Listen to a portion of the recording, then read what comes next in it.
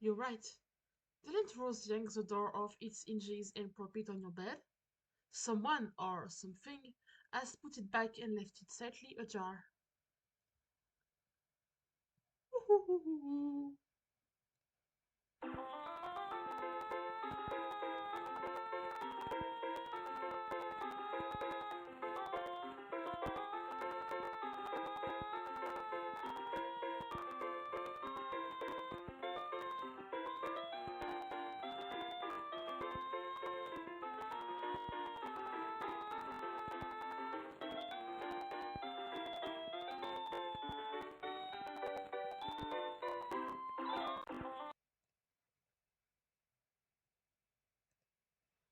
Oh, there you are.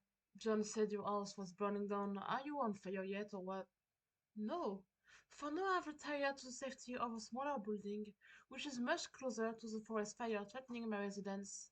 Oh, well, that's a relief. John told me to get the game to help get you out of there, so I'm working on that now. Working on it? Yeah, my bro's copy. Long story. Hey, don't tell John this, but I think he might have been right about the puppets. They're sort of starting to freak me out a little. You're referring to your brother's collection? I mean, don't get me wrong. I think it's cool and all. The semi-ironic puppet thing or whatever, or semi-ironic. Man, I don't even know. I'm just starting to think some of his shit's going a little far and it's kind of fucked up. I've seen his websites. I like them. Haha, well, yeah, you would. Oh man, I wish a cat wouldn't look like me like that, with those dead eyes, Jesus. Sometimes I dream that he's real and he's talking to me, and I wake up in a cold sweat and basically flip the fuck out. Interesting. Oh god, why did I just tell you my dream? I'm going to have a field day with that. I am currently scrolling notes furiously into one of the many psychoanalysis journals I might tell for you. Published papers forthcoming. Because, it's not like either of us have anything better to do at the moment than to evaluate each other's ridiculously debilitating pathologies. Yeah, I'm gonna get moving. Oh, have you heard from John? He's not answering me. He won't answer me either, but I'm watching him. I suspect he's preoccupied with the fact that he just had a bucket of water dumped on his head by the ghost of his dead grandmother, who also happens to be dressed like a clown. Alright, I'm out. Later. Uh, Nana? Yes, dear. Wow, you scared the living daylights out of me. Well, I guess it was really great prank, good one, Nana. Anyway, are you really my dad, Nana? Of course, John. I have come back to help you on a journey through the medium and beyond. I am delighted to see what a fine young man you have turned out to be, just like your father. Okay, I guess I would take your word for it. I don't remember you at all. My dad said I was very young when you died. Hey, speaking of which, do you know where he is? I looked everywhere for him. Your father was kidnapped. Oh no! When you crossed over to the medium, he was apprehended by the very forces of darkness which represents here I was awakened. What? Okay, so what is the medium you are talking about? It is where we are now, a realm that is a ring of pure void, dividing light and darkness. It turns in the thick of the incipient sphere, a place untouched by the flow of time in your universe. You mean because we're inside the computer or in the game software or something? A computer? Why, what is that there? Some newfangled contraption like the horseless auto boxcar? It's like this machine that. Of course, I know what a computer is, John. I was just pulling your leg. Oh, okay. No, John, you are not inside a computer or software or anything like that. Try not to be so linear, dear. The software that brought you here was merely a mechanism that serves as a gateway. Its routines, in a way, serve to invoke this from existence. Yet, it's still independently of any physical machine, and so one paradoxically always has. I'm not sure I get it, but alright. So what do I actually need to do in here? I think it would be best if we started with the big picture.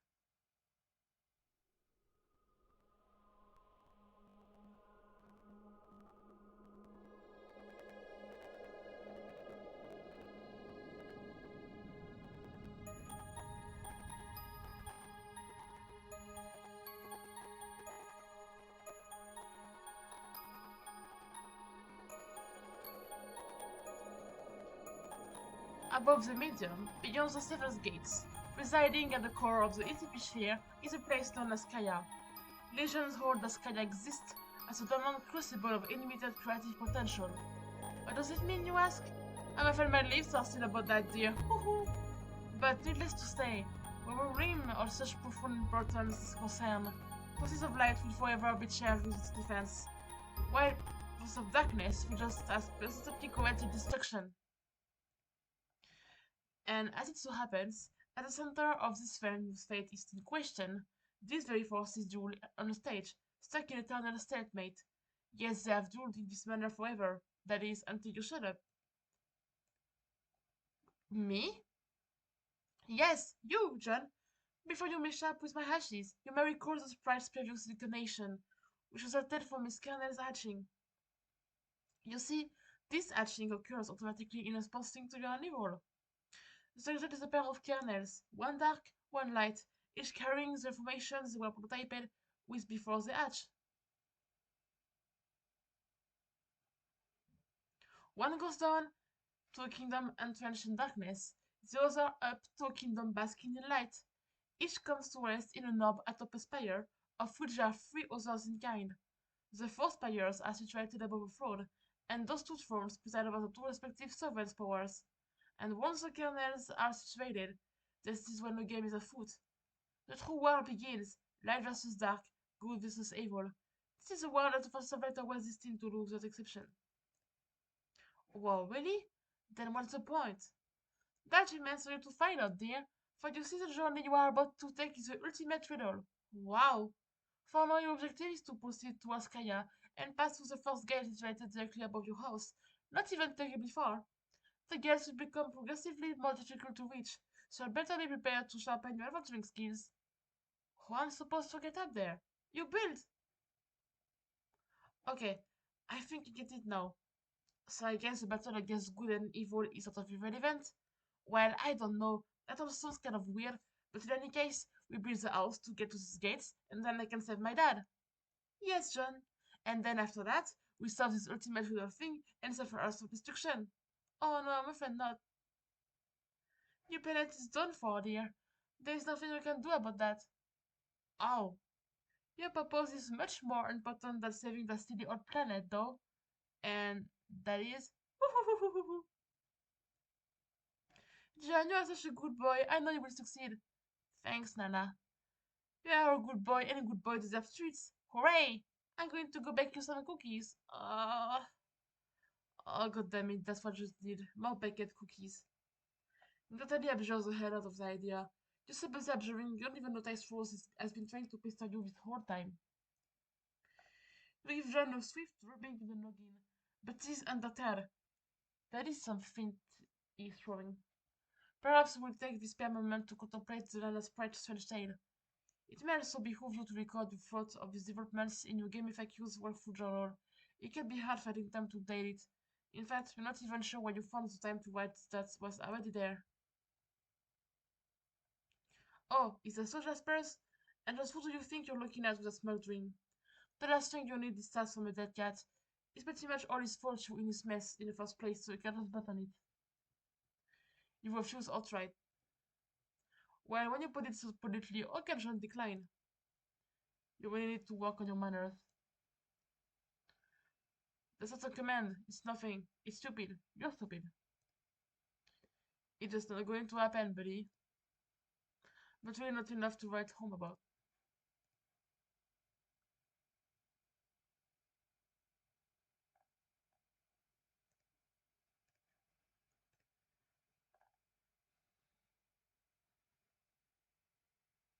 I may have been a bit hasty in advising you not to bother with the prototyping process. If I spared any detail, it was only to optimize your chances of survival, and if you find yourself begrudging the absence of certain instructions, which is followed with bad result in your demise, then I guess I'll make two of us. Otherwise, you're welcome. But the fact appears to be that prototyping is a kind of sprite before making the gateway may offer the only opportunity to exercise control over your new environment, a place known as a medium. Also, if you repeat with one or two sufficiently, albeit loosely, humanoid and or sentient elements, living or otherwise, it offers the chance to have all of this explained to you by a personal guide to whatever sort of cryptic, sketchy doublespeak your choice of typing elements engenders. In view of this, you may be forced to settle for my clear, full explanations and assiduous dissections of raw data. Again, don't mention it. If you're married to the medium with an unpolished vanilla sprite, well, I already covered the bad news about this missed opportunity, and I will go into this further soon. For to what extent and truly is the bad news, I'm not sure I know only the result of my completer's current configuration, wherein the sprite was prototyped once before the departure and once after. Which brings us to the good news, which is that you can still prototype after your departure and salvage a massively rewarding experience of haggling with the exposition sending phantom guide, so long as you avoid prototyping with terrible inert items, such as a brass door knocker and your father's pornography collection. Actually, that might be interesting. If you're struck by the spirit of such experimentation, please don't hesitate to contact me about it. So yes, you can enhance the sprite in this way, but doing so after your departure will no longer induce this effect of the medium I alluded to, and can only be accomplished with one or more pre-departure prototypings. In fact, we can extrapolate there are only so many ways to prototype a sprite. Tiers of prototyping in relation to departure are both before, one after, both after, only one either before or after, none. Those occurring before will affect the medium through the kernel's hatching process and your guide, here's the sprite. Those occurring after will only affect the sprite. The effect this process has on the medium, or more globally the UCP sphere, are still vague to me. They have to do with favoring the forces you will struggle against, and generally, all forces that hold each other in this realm. It has given me more insight into the nature of the game, which again I derive through extrapolation. We appear to be engaging in an instance of a dimension with a highly flexible set parameters and a series of objectives surrounding an equally flexible mythological framework. This framework seems to begin as a sort of blank template and evolve the player's actions, and likely further evolve the addition of more host-client connections and thus more prototype kernels. I am glad to say I can be much more specific than that, without loosely extrapolating further. There are plenty of questions that have occurred to me, however. Questions concerning the kernel sprite, which I've raised implicitly already, such as what is the effect of an unprototyped kernel on the medium, or a double prototyped kernel, for that matter, and even more salient and are questions about the dimension itself. Do all players worldwide make it to the dimension is successfully complete the departure, or is it a unique blank instance of the dimension created for each new player? I have no evidence, but instinct tells me it is closer to the latter situation. This indication are any other players present in this realm. Iterations this realm seems singularly centered on the actions of my co-player and myself. If I had to stake anything on it, I would guess if with the parent client server player activates his own French copy of an sphere or unique session, if you will. There's a quantity of players in the further complication which invites more questions. It seems the game was designed to suit two players most naturally, the server and the client. But for Mishap, micro players and I have accepted of the obvious tandem arrangement, and the only logical course of actions to continue playing is to string the daisy chain of server connections together until presumably the chain is complete.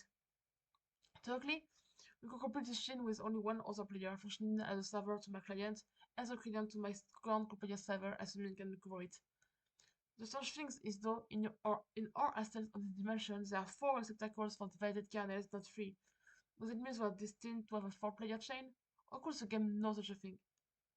Perhaps it does, and if it proves to be the case, at first I would be sufficiently numb to the sensation. I can consider nothing about this game surprising at this point, and in fact from the first moment of play, it managed to deviate so far from expectation that I completely forgot what the original purpose with it was. I had chances to test more information I obtained on Go to Wi-Fi during the prototyping phases, but I completely slipped my mind. Instead, the game's catacombs securing the dark twisting path to necromancy were blundered into rather coincidence. But perhaps I don't need to know about any of this. With organization, Grid maybe West Deep Logger Eric Surge Streamlog Bleh. She's not finished with this yet. Jeez, cut her some slack. Maybe you could go back somewhere else for a while, or at the very least somewhere else.